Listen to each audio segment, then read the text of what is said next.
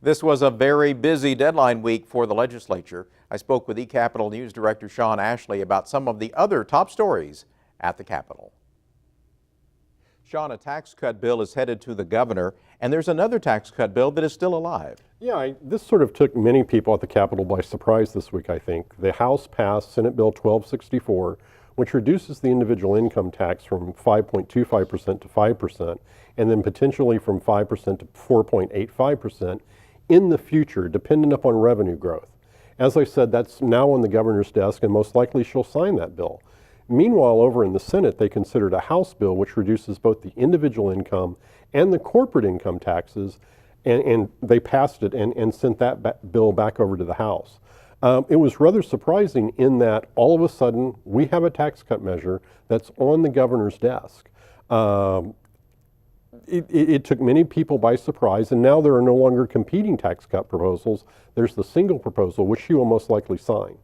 There is a bill that would change the way we select judges in Oklahoma, SJR 21. It failed in the House and failed by a large margin. Yes, that was considered on the marathon day of Thursday when the deadline for hearing bills from the opposite House came about.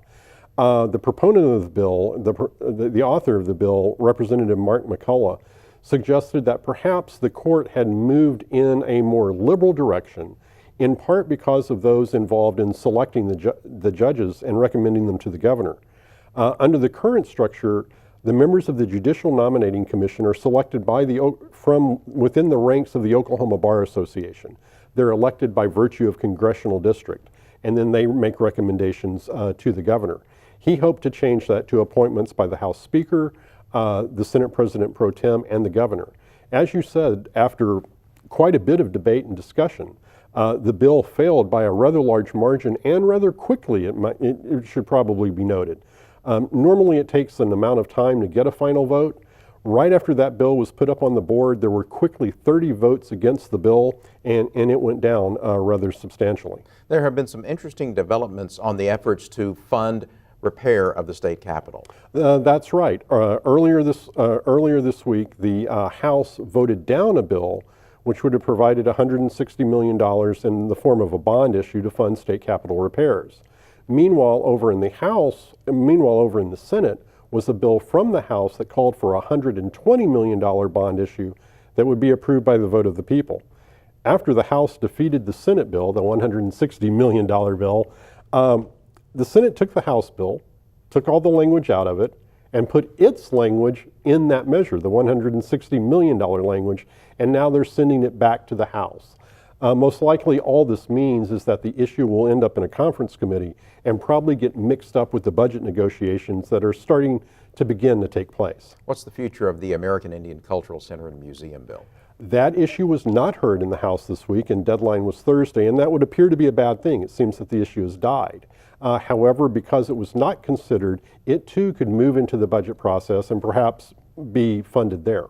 Controversy arose over something that many of us probably had never really thought of before, and that is distributed power generation. Yes, I had never really even heard of the term before the beginning of this legislative session.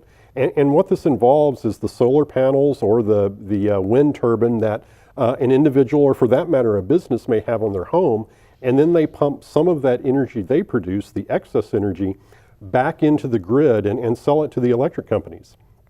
The electric companies, however, note that there are some costs for them in receiving that power, and they want to recover some of that.